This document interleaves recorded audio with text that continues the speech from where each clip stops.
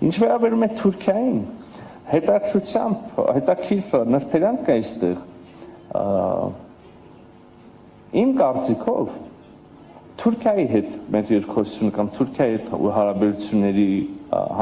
այս առումով ձեր նշած ասպեկտով հայելային հակապատկերն են Ադրբեջանի հետ եղած իրավիճակի։ Ադրբեջանի հետ, այս նայեք ինչ նկատեմ, Ադրբեջանի հետ մենք ունենք կառավարությունների միջև հաստատված խաղաղություն, համաձայնեցված սկզբունքներ, գործընթաց, որը պիտի շարունակվի, հա, առանձին հարցերի շուրջ։ Եվ քիչ առաջ ձեր բարձրացած հարցով մենք խոսում էինք այն մասին, որ պետք է ջանք գործադրվի նաև հասարակությունների միջև, մարդկանց միջև, ուրեմն այդ հաշտեցման ուղղությամբ։ Թուրքիայի պարագայում ես կասեի ճիշտ հակառակն է։ Տարիներով, տասնամյակներով փակ սահմանների պայմաններում մարդիկ գնացել են, այցելել են իրար, առևտուր է եղել եւ կա շատ շոշափելի։ Պրոբլեմն է եղել, որ այդ առևտուրը երրորդ երկրով է անցել։ Թռիչքներ են եղել եւ այսօր էլ կան, պայմանավորվածություն կա ավելացնել թռիչքները, հիմա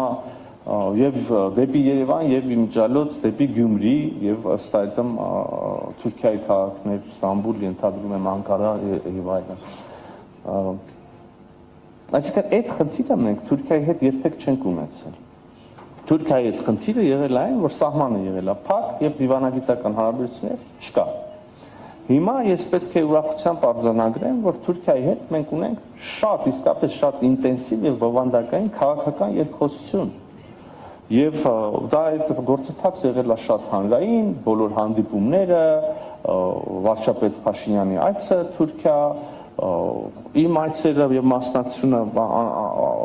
Անտալիայի դիվանագիտական ֆորումին, չգիտեմ, Թուրքիայում տեղի ունեցած այդ ողբերգական երկրաշարժից հետո Հայաստանի արձագանքը, փրկարների գնալը եւ բազմաթիվ բաներ կարող ենք նշել։ Հիմա նաեւ փոխգործակցության եւ վստահության ամրապնդման այլ միջոցներ եւս քննարկվում են մեր եւ Թուրքիայի կողմից։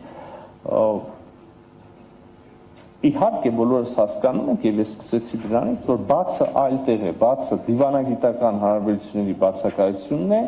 եւ բացը փակ սահմանն է։ Հիմա այդ բացը պետք է լրացվի։